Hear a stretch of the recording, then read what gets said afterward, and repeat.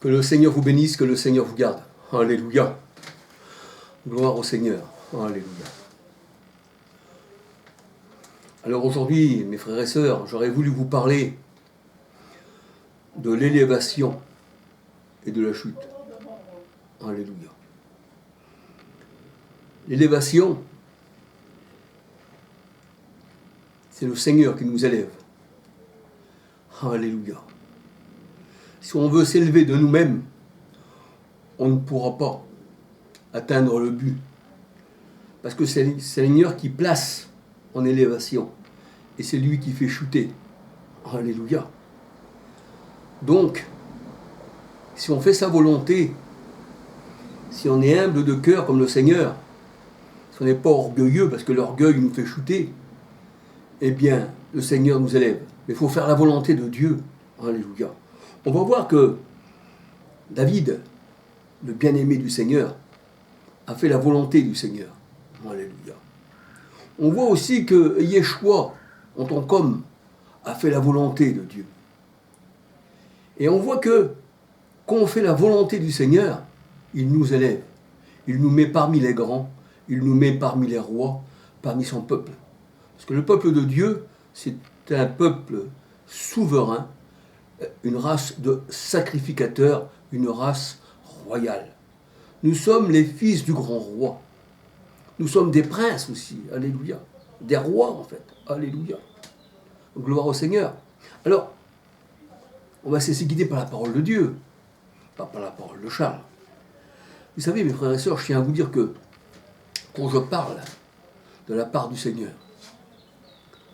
c'est pour un partage avec vous. Mais je ne dirai jamais, croyez à ce que je dis, faites ce que je vous dis. Non, c'est l'Esprit Saint qui convainc. Alléluia. Ce n'est pas un homme. L'homme ne peut rien. Alléluia. Parce que c'est la part de Dieu que des hommes ont parlé. Alléluia. C'est poussé par l'Esprit Saint, la parole de Dieu nous dit, je crois que c'est dans 1 Pierre 2, 21, dans ces zones-là, que des hommes ont parlé de la part de Dieu. Alléluia. Et la parole de Dieu nous dit que celui qui nous écoute, écoute au Seigneur. À condition que nous soyons remplis de l'Esprit Saint. Alléluia. Si on n'a pas l'Esprit du Christ, on ne peut pas parler de sa part. Romains 8, 9. Alléluia. Parce que le Seigneur, il donne ses ordres par l'Esprit Saint. Acte 1, verset 2. Alléluia. Alors David était appelé le bien-aimé. Le bien-aimé. Le bien-aimé de l'Éternel. Yeshua, en tant qu'homme, était aussi appelé le bien-aimé. Voici mon fils bien-aimé, en qui j'ai mis tout mon amour. Écoutez-le. Écoutez-le. Yeshua a été aussi élevé comme David. David était l'homme haut placé. Haut placé, pas de lui-même. Mais pourquoi? Parce qu'il faisait la volonté du Seigneur. Alléluia. Alors on peut se laisser guider par la parole de Dieu.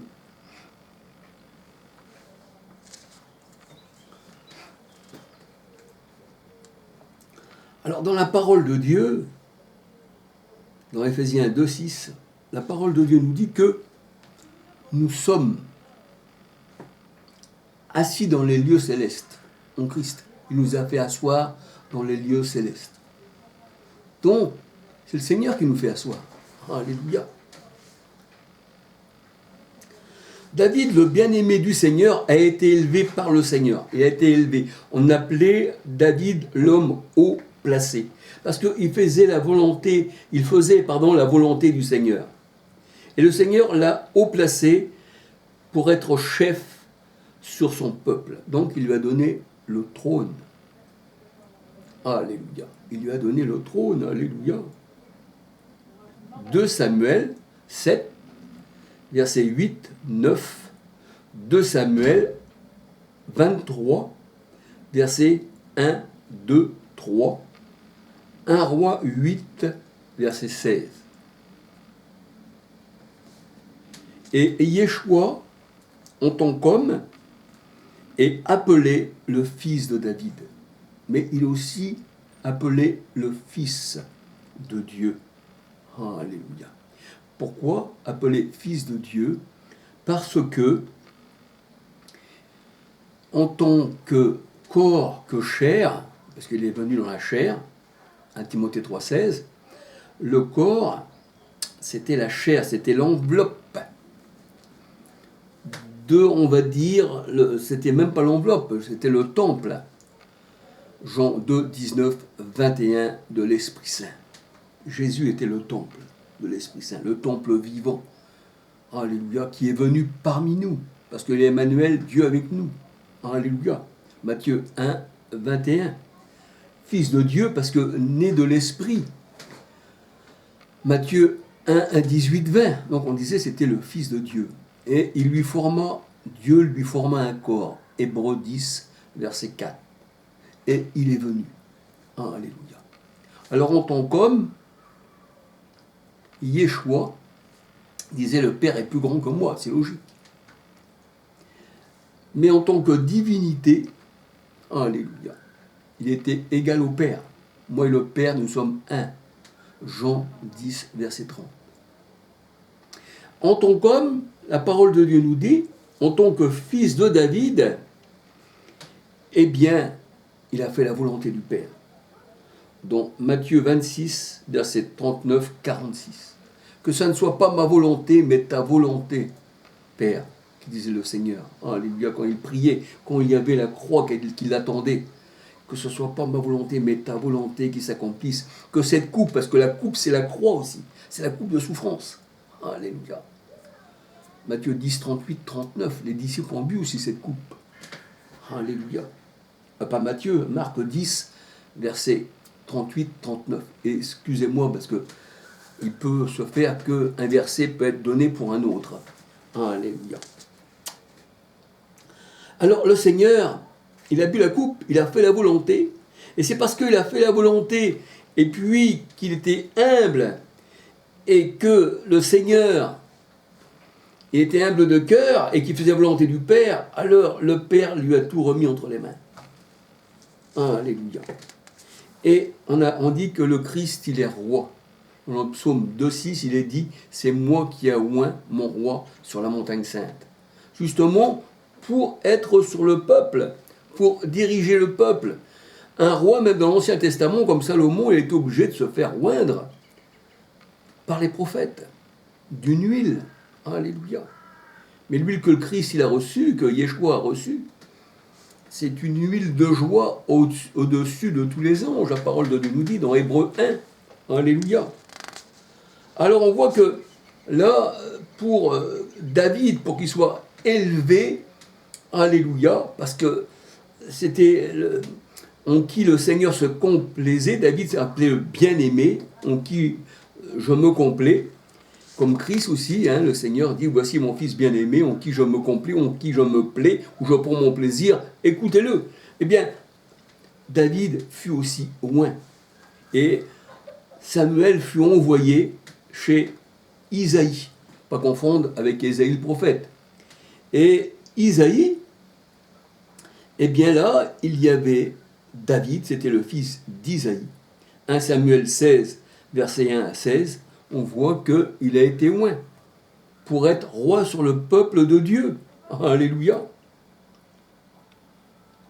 La parole de Dieu nous dit que d'Ésaïe, c'est Isaïe, eh bien un rameau est sorti. Un rejeton devait naître de ses racines. L'Esprit de l'Éternel reposera sur lui. Là, on voit qu'on parle du Christ, de Yeshua.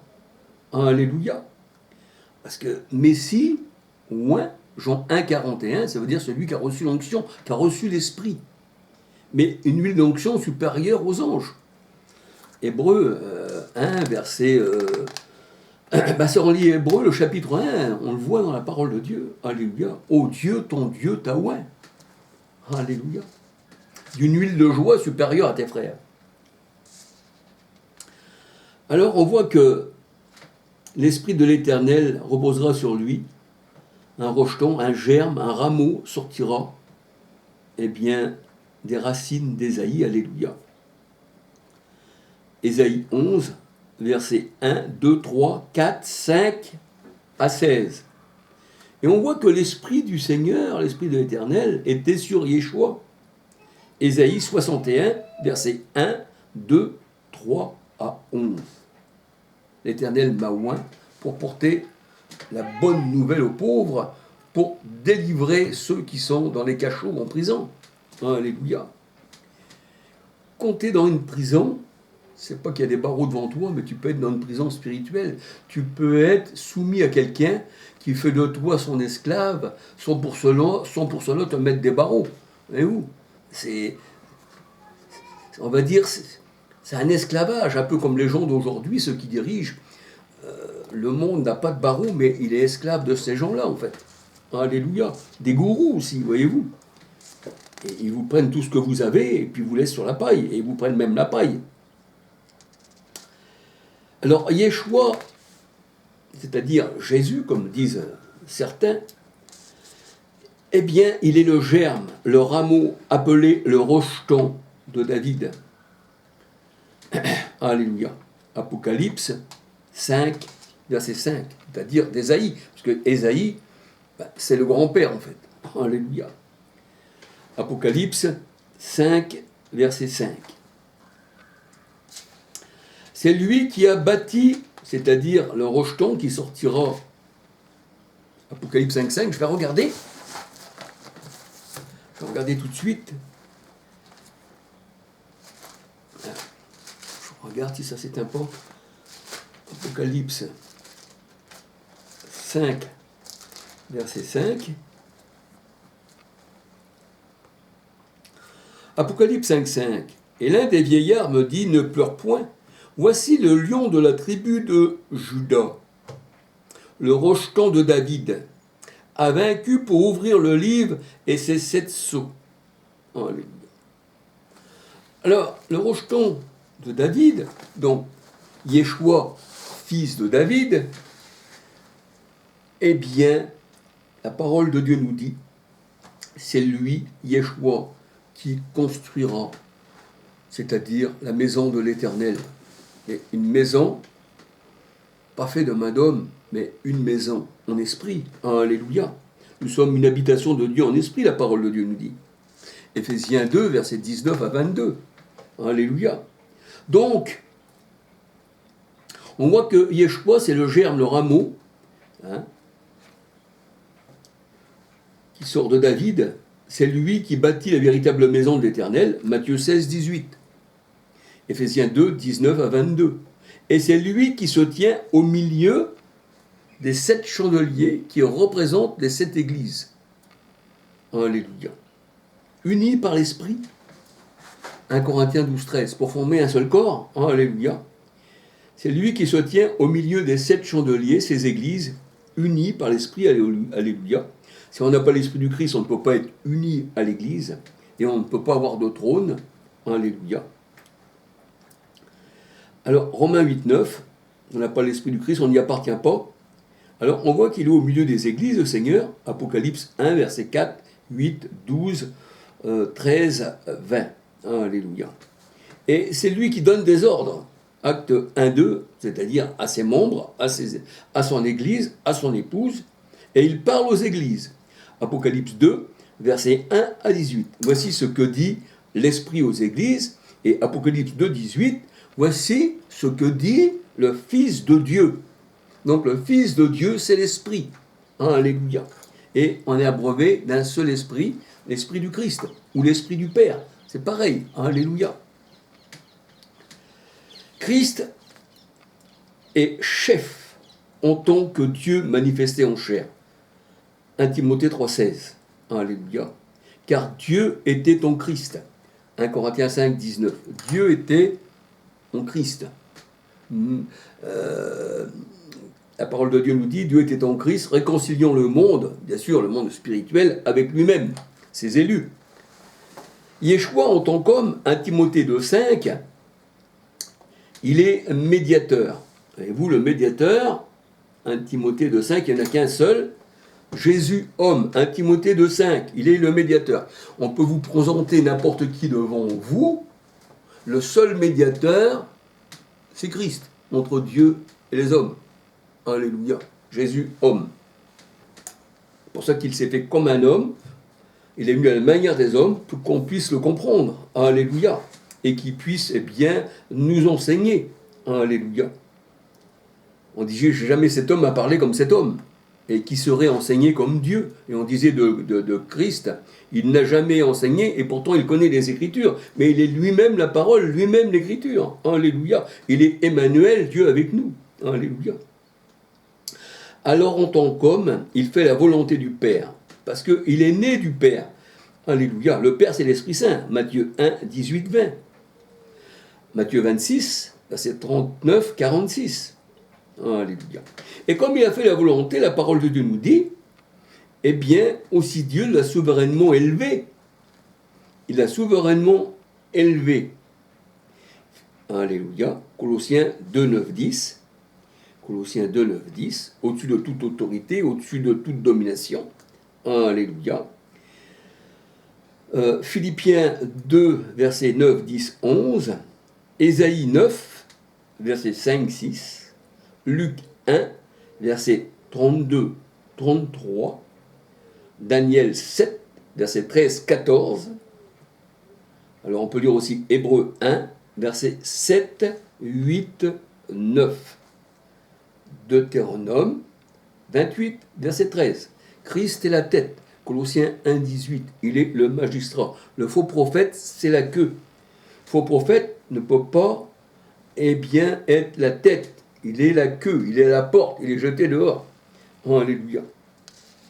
Alors le Seigneur, il dit, tu seras toujours en haut, mais tu ne seras jamais en bas. Deutéronome 28, verset 13. Tu es la tête, Colossiens 1, 18. Christ est la tête. De son Église, c'est lui qui dirige. Jean 8, verset 56, Jean 8, verset 21 à 23. Yeshua est le chef de toute autorité, de toute domination. En tant qu'homme, il est venu comme un homme, la parole de Dieu nous dit, même Pilate disait, voici l'homme. Et en tant qu'homme, eh bien, chacun disait, toi qui es un homme, tu te prends pour Dieu. C'est ce que disaient les pharisiens au Seigneur, toi qui es un homme, tu te prends pour Dieu. Dans Jean 10, verset 33-34. Alléluia. En réalité, cet homme, c'était Dieu manifesté en chair, 1 Timothée 3,16. Alléluia. Alors, c'est vrai qu'il a été manifesté en chair. Alléluia. Et l'Esprit est en Christ. Jean 1, verset 41. Luc 4, 1, 18. L'Esprit de l'Éternel est sur moi, et Jésus, guidé par l'Esprit, guidé par le Père, eh bien, chasser les esprits mauvais. Alléluia. Matthieu 12, verset 32. Matthieu 12, verset 28 à 32. Alléluia. Chasser les mauvais esprits par le doigt de Dieu. Luc 11, verset 20, par la parole. Matthieu 8, 16, donc ça veut dire pareil, parole, doigt de Dieu, ou esprit veut dire pareil. Alléluia. Yeshua, c'est Dieu manifesté en chair. En tant qu'homme, Dieu est le chef de Yeshua. Dieu est le chef de Yeshua. Alléluia. En tant qu'homme. Mais en tant que Dieu, Yeshua est le chef de l'Église. Alléluia. Et l'homme est le chef de la femme. Voyez-vous, il y a une hiérarchie derrière tout ça. Alléluia.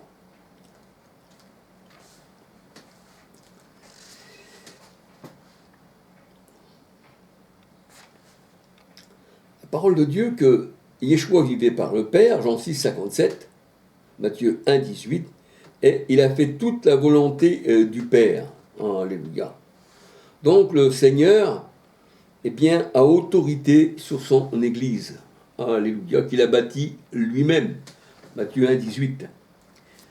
Alors, la parole de Dieu nous dit que le Christ, quand on dit Jésus, c'est l'homme, Yeshua, c'est l'homme, Yeshua, Mashiach, Allah, ça c'est Dieu.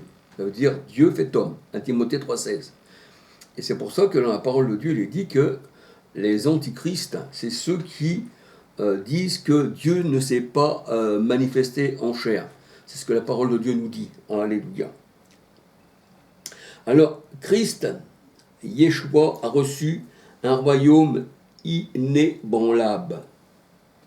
Et il est roi sur son royaume. Il est le roi des Juifs, en fait. Daniel 2, versets 44-45. Et ce royaume ne sera jamais détruit. Alléluia.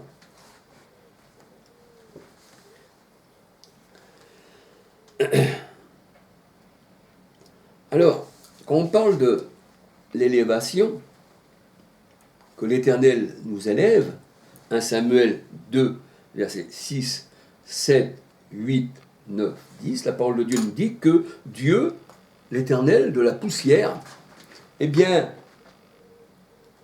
il relève le pauvre, du fumier il le relève et le fait asseoir avec les grands. Mais pas n'importe quel grand. Alléluia. Les grands, quand le Seigneur appelle les grands aussi, tout dépend du sens où on donne, parce que les grands aussi, dans la parole de Dieu, ce sont les orgueilleux. C'est pour ça que dans sa grandeur, Goliath, il est tombé, il était grand, il était haut, il se présentait comme le seul homme à combattre dans l'armée. Mais cet homme, eh bien, a tombé sur un plus petit que lui, sur David, qui paraissait comme un enfant, et qui l'a abattu sans rien avoir dans les mains, la parole de Dieu nous dit. Alléluia. Sauf qu'il avait l'Éternel qui combattait pour lui. Alléluia. Eh bien, le Seigneur dit qu'il nous fait asseoir aussi avec les grands. Alléluia. Mais les grands de son royaume. Alléluia.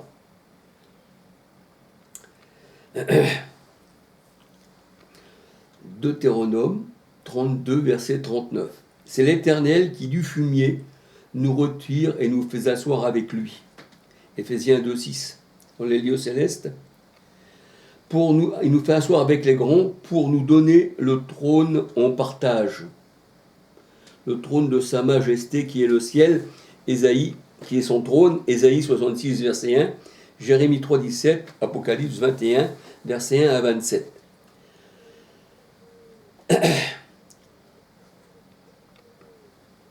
Et le Seigneur nous a oints à la manière des rois célestes.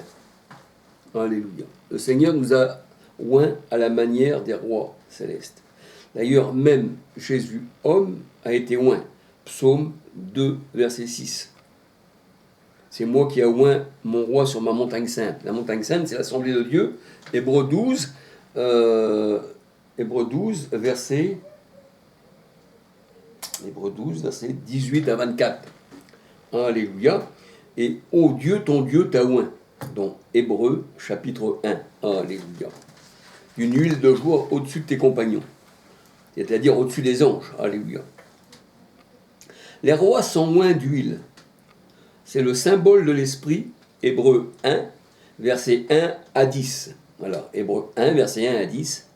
1 roi 1, verset 32, 33, 34, 35, 36, 37, 40.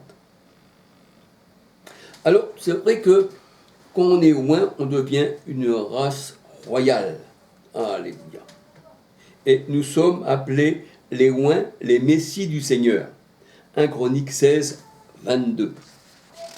On a été oints à la manière des rois pour monter sur le trône céleste. 1 Pierre 2, verset 9, 12.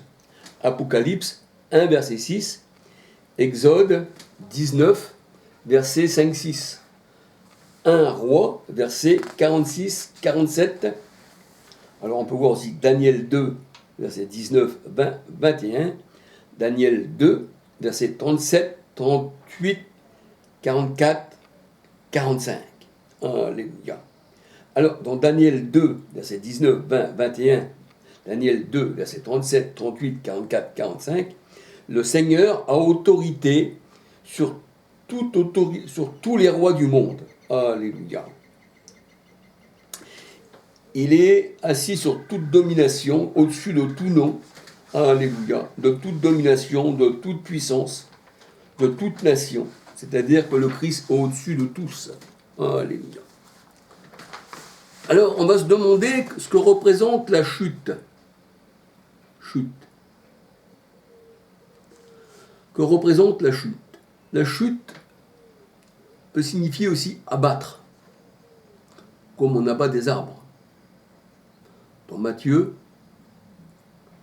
3, 10, 12. Déjà, la hache est mise à la racine des arbres. L'arbre qui ne porte pas de bons fruits, comme le faux prophète, Matthieu 7, verset 14 à 20, doit être abattu, qui dit le Seigneur, et jeté au feu.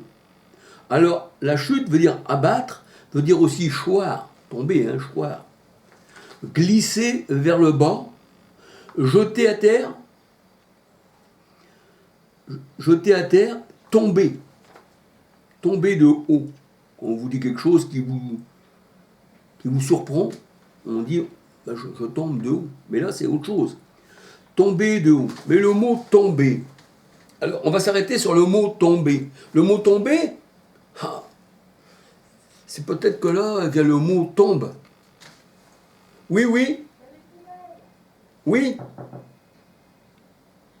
Excusez-moi. Je reviens, frères et sœurs.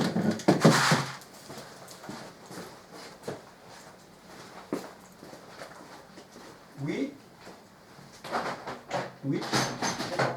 Si, on fait une caméra. Non, mais là, tu l'as pas fait. Ah si. Oui, mais je fais, Nadia, je fais.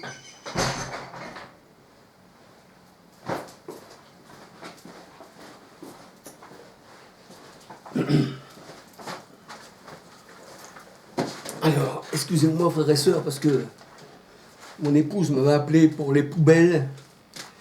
Elle ne pensait pas que je faisais une vidéo. Voyez-vous, il y a les enfants qui viennent, et ça repart ici et ça. Donc ça me perturbe un peu de ce que je disais, il faut que je me rappelle. Voyez-vous, je ne cherche pas d'excuses. Je ne dis pas non plus que c'est de sa faute, c'est ça, non, loin de moi. Mais après, on est on va dire, voilà, vous m'avez compris. Alors, je recommençais, que représente la chute? Alors, abattre, choir, glisser vers le bas, jeter à terre ou tomber. Alors, le mot tomber, frères et sœurs, tomber, qu'est-ce qu'on retrouve dans le mot tomber? On trouve le mot tombe. Quand quelqu'un est mort, on dit, eh bien, on va lui creuser une tombe. Pourquoi? Parce qu'il est tombé, il a chuté, il n'est plus de ce monde. Il est mort. Donc on creuse une tombe. Alors, tomber, le mot tombe est dans le mot tomber, en fait. Quand tu tombes, c'est la mort. Dans le mot tomber, vous retrouvez le mot tombe, bien sûr. Alors, le mot tombe vient du grec. Le mot tombe vient du grec ancien timbos, c'est-à-dire T-Y-M-B-O-S, qui signifie le tertre, qui signifie la butte de terre. Parce que quand vous êtes mort, quand vous creusez une tombe, aujourd'hui il y a des dalles, vous savez, il y a des trucs, il y a des tombeaux en marbre, enfin, ici et ça, mais bien souvent, quand on enterre un mort, on dit bien enterrer un mort, on creuse un trou, et la terre que l'on prend, que l'on met à côté, eh bien, ça représente la butte de terre. Et la butte, ça s'appelle la tombe. Voyez-vous? Donc on enlève de la terre pour vous remettre en terre. Et on vous recouvre de terre. C'est ça le tombeau dans la parole de Dieu, la tombe. Alléluia. Alors, du grec ancien, timbos, T-Y-M-B-O-S,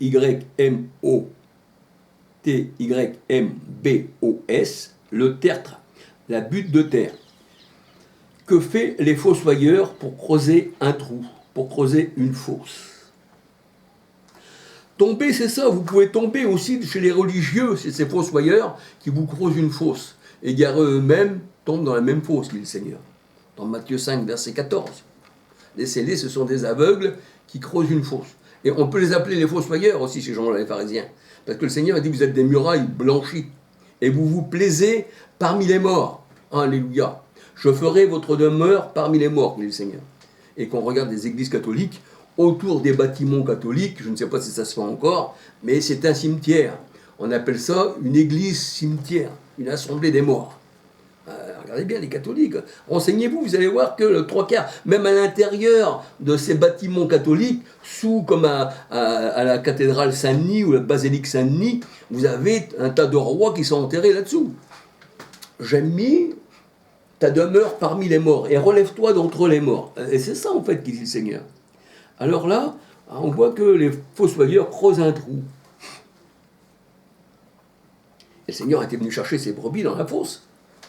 Alléluia. Le jour du sabbat, ses brebis et ses bœufs. Alléluia.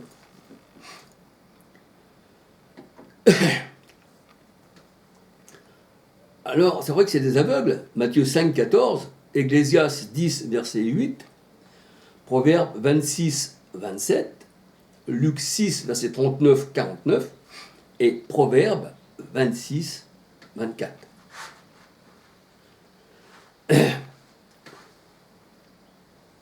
Alors, on peut dire que quand on vous dépose dans la tombe, quand vous êtes tombé, c'est que vous êtes mort. Et quand vous êtes mort, on dit c'est l'âme or. Quand vous êtes mort, on dit c'est l'âme or. Mais dans ce mot, l'âme or, ça veut dire que le corps n'a plus vie, parce que l'âme est hors. Hors de quoi? Hors du corps. Et le corps est mort. Parce que l'âme est hors. Quand l'esprit retourne à Dieu, pour celui qui appartient au Seigneur, et que l'esprit humain retourne, comme le Seigneur dit, eh bien, dans les profondeurs de la terre, eh bien, c'est que vous êtes mort. Alléluia. Gloire au Seigneur. On dit l'âme hors du corps. Et l'âme hors du corps, on peut dire aussi, faute d'esprit, le corps est mort, Jacques 2, 26. Alléluia. Et vous, la mort, c'est ça. C'est l'âme hors, c'est la mort, c'est la tombe, c'est le trou, c'est le fossoyeur qui vous a enterré, c'est-à-dire le religieux, le faux prophète. Alléluia. Et c'est-à-dire que quand vous êtes dans ces religions, eh bien, vous rendez l'âme. Et oui. Et on vous enterre vite fait. Alléluia. Alors, moi je peux dire qu'un religieux n'a pas besoin de fossoyeur. Un religieux, il creuse lui-même sa propre tombe. Ah oui, il creuse lui-même sa propre tombe. Puisqu'il est aveugle, et il tombe dans la fosse. Et comme il a choisi le chemin de la perdition, il y a dans la parole de Dieu, il y a le chemin de la vie, le chemin de la mort, il y a deux portes. Et la petite porte, dans Matthieu 7, versets 13, 14, et la grande porte qui mène à la perdition. Jésus dit, je suis la porte. Dans Jean 10, quand on regarde Jean 10, le Seigneur a dit, je suis la porte des brebis. Si vous passez par la porte des brebis, alors ah oui, Jésus est la porte. Mais passez par la grande porte du monde, eh bien, vous vous mettez vous-même la corde au cou. Alléluia. Et vous tombez sur vos gourous. On peut dire, vous êtes mal tombé. Alors ces gens-là, ils aiment bien le faux évangile. Alléluia. La malédiction. Galates 1, versets 6 à 11. 2 Corinthiens 11, versets 2, 3, 4. Alléluia. C'est pour ça que la parole de Dieu nous dit que l'évangile, c'est une odeur de vie pour ceux qui sont destinés à la vie, mais une odeur de mort pour ceux qui sont destinés à la mort. Alléluia. Je ne me rappelle plus si c'est dans 2 Corinthiens 2,16, dans ces zones-là. Je ne veux pas trop dire le verset. Alléluia. Alors, c'est vrai que les gens sont morts spirituellement. La parole de Dieu nous dit qu'ils sont 2 fois morts déracinés. Jude 1, versets 11 à 19. Jude 12. On peut voir ça dans la parole de Dieu. Alléluia. 1 Timothée 5, verset 6. Luc 15, versets 13 à 24. On voit que le fils prodigue s'avait éloigné de la maison. Il avait tout dépensé de ce que le père lui avait donné. Mais le père attendait sur le chemin le retour du fils. Et quand il l'a vu, il eut compassion. Et il dit, mon fils qui est mort est revenu à la vie. Il était égaré, je l'ai retrouvé. C'était la petite brebis égarés que le Seigneur laisse les 99, comme le fils, lui, qui n'avait pas, eh bien, il avait 2 fils, et l'autre fils, il dit, mais Seigneur, moi, j'ai toujours père, j'ai toujours été avec toi, et j'ai pas dépensé, tu n'as pas fait le veau gras pour moi. Mais il dit, moi, le père, il dit, mais ce qui est à moi, mon fils, c'est à toi, tout est à toi. Et ton fils qui était là, ton frère, pardon, qui était là, qui était mort, qui était éloigné, il est revenu à la vie. Il ne fallait pas festoyer, alléluia. Donc le Père est rempli d'amour, même pour celui, eh bien, qui va sur le chemin de la débauche. Il regarde toujours sur le chemin. Alléluia. Alléluia. Alors, on se lire un corps mort représente une assemblée morte. Alléluia. Alors que l'assemblée du Christ est vivante. 1 Corinthiens 12, versets 13 à 27.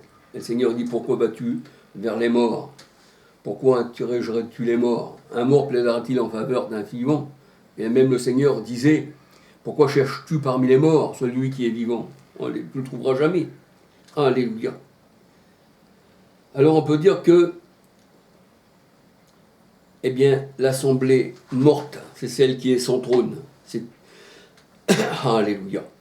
L'assemblée morte, c'est elle qui est sans trône. Alléluia.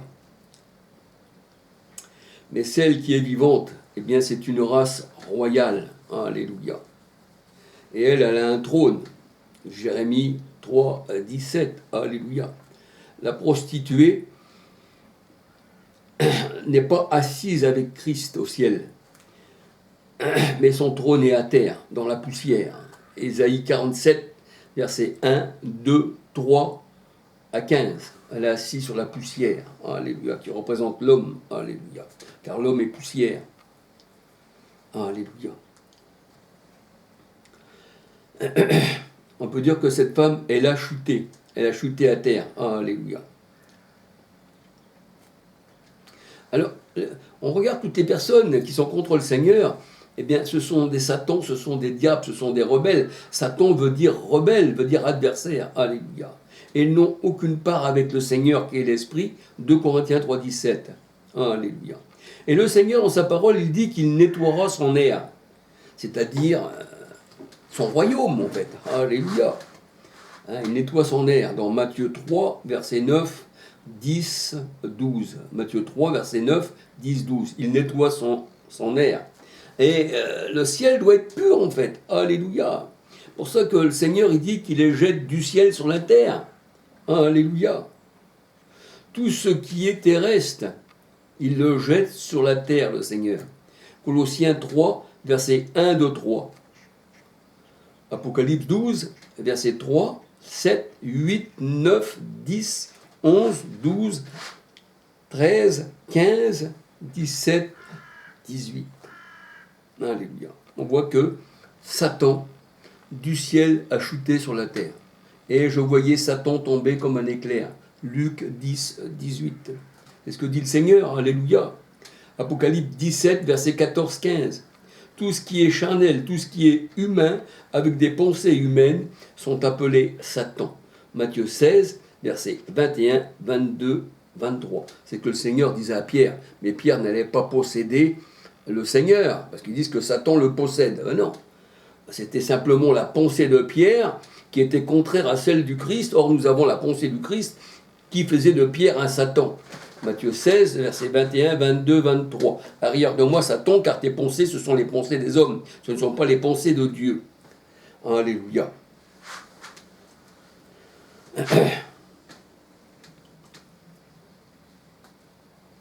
On voit que Pierre était un adversaire. Mais ce n'est pas pour cela que Pierre a été séparé du Seigneur. Alléluia. Pierre était un disciple.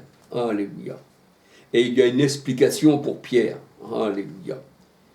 Qu'ici, ça serait trop dur à expliquer. Je n'aurais pas assez de temps pour tout vous expliquer. J'ai expliqué ceci dans d'autres vidéos. Alléluia.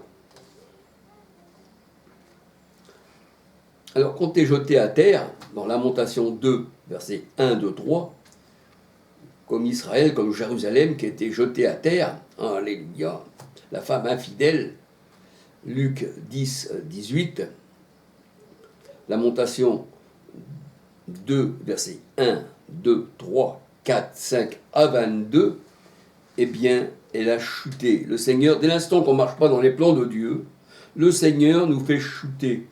Il nous fait chuter de sa montagne sainte qui est le ciel, qui est le trône, Jérémie 3, 17. Et on voit que le prince de Tyr, le Seigneur, l'avait mis dans le jardin d'Éden. Ben justement, le jardin d'Éden, c'est où se trouve Adam et Ève, où se trouve aussi dans la parole de Dieu, eh bien, on va dire, Pharaon. Pharaon était dans le jardin d'Éden avec sa cavalerie. Alléluia. Alors là, il se trouvait le prince de Tyr qui se prenait pour Dieu. Et le Seigneur a dit, je t'ai mis sur ma montagne sainte, tu étais un chérubin, tu étais quelqu'un de bien, mais tu as trouvé de l'adversité dans ton cœur. L'orgueil est monté dans ton cœur, tu as dit, je suis Dieu, et je monterai au-dessus des étoiles de Dieu. Alléluia. Alors, Ézéchiel 28, versets 1, 2, 6, 7, 8, 9, 10. Et là, on voit qu'il a chuté. Le prince de Tyr a chuté et il s'est fait tuer par ses adversaires. Voyez-vous, ce prince de Tyr, là, que les gens prennent pour quelqu'un qui possède, hein, que c'est un démon qui possède. Non, c'était qu'un homme. Seigneur, dis-toi qu'il est qu'un homme, tu te prends pour Dieu. Mais tu es un Satan, c'est vrai, un ennemi de Dieu, un adversaire de Dieu. Tu te prends pour Dieu. Et je crois que dans Ésaïe 13, 12 aussi, je crois que l'astre brillant, eh bien, a été jeté aussi à terre. Elle voulait le monter au-dessus des étoiles. Les étoiles, c'est les anges. Apocalypse 1:20, au-dessus de l'assemblée de Dieu. Mais le Seigneur a dit, je vous jette à terre. Alléluia. Tu n'as rien à voir dans mon assemblée.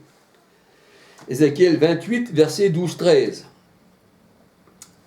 L'Éden, le jardin de Dieu, se trouvait le prince de Tyr. Alléluia.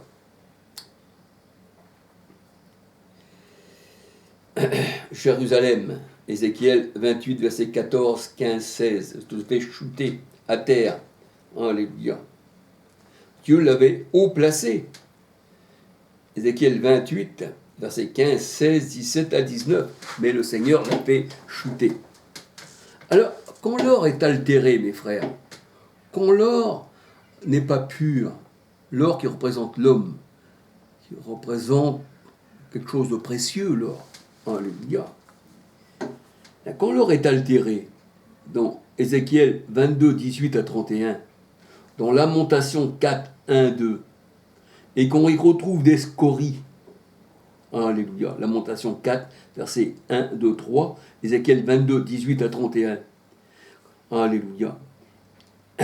Et quand les pierres sacrées sont éparpillées, 1 Pierre 2, 4, 5, 6, vous savez, quand le Seigneur parlait des pierres du temple, il ne restera pas pierre sur pierre, il ne parlait pas de la destruction d'un temple charnel qu'on verrait comme ça, bien que ça a existé. Mais les pierres du temple, les pierres ornées, ça représentait les hommes. Alléluia. Et nous aussi, nous sommes des pierres vivantes. 1 Pierre 2, 4, 5, 6.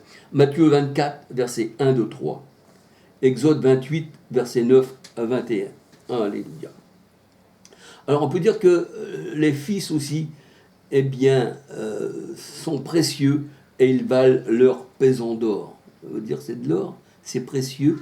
Âgé de 8, l'or et l'argent sont à moi, dit le Seigneur, alléluia. Mais l'argent et l'or qui est, on va dire, purifié, qu'il n'est pas terni, qu'il n'est pas adultéré. Il faut qu'il passe par le feu. Le Seigneur est le fondeur, alléluia. Malachie 4, les fondera, le Seigneur, il dit, je crois que c'est comme de la chaume, alléluia. Alors c'est vrai qu'on peut considérer l'or, il y a aussi des vases d'or et des vases de terre, des vases d'argile dans la parole de Dieu.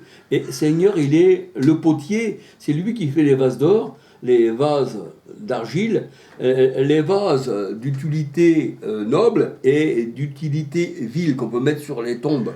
Voyez-vous, 2 Timothée 2, 20, 21, Jérémie 18, versets 3, 4 à 10, Romains 9, verset 21. Et les vases d'argile, l'argile, on va la retrouver dans la statue de Daniel, avec tous les matériaux que je vous présente là, en ce moment. Alléluia. L'or, l'argent, le bois, le chaume, enfin tout ça. Alléluia.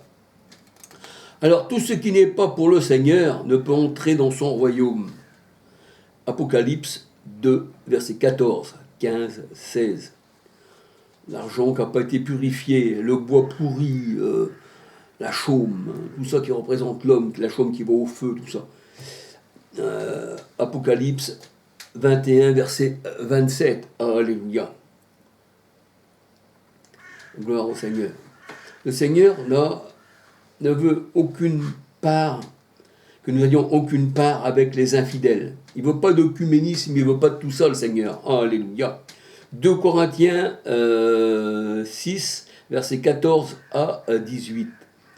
Le Seigneur nous invite à sortir du milieu d'eux, mais le Seigneur aussi ne veut pas que ces gens-là rentrent dans sa maison céleste. Alléluia. 2 Corinthiens 6, versets 14 à 18.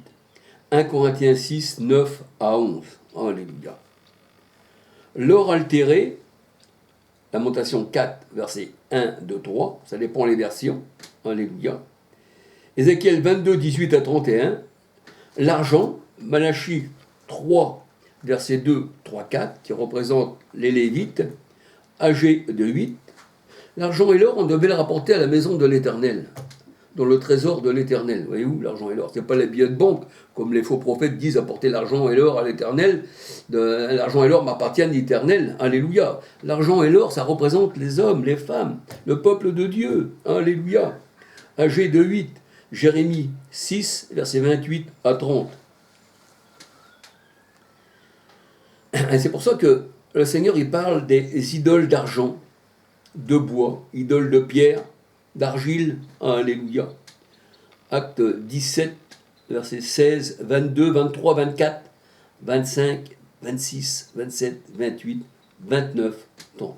C'est pour ça que Paul disait, il ne faut pas croire que la divinité soit de l'argent, des pierres. Voyez-vous, c'est pas ça la divinité. Dieu est esprit. Jean 4, 24.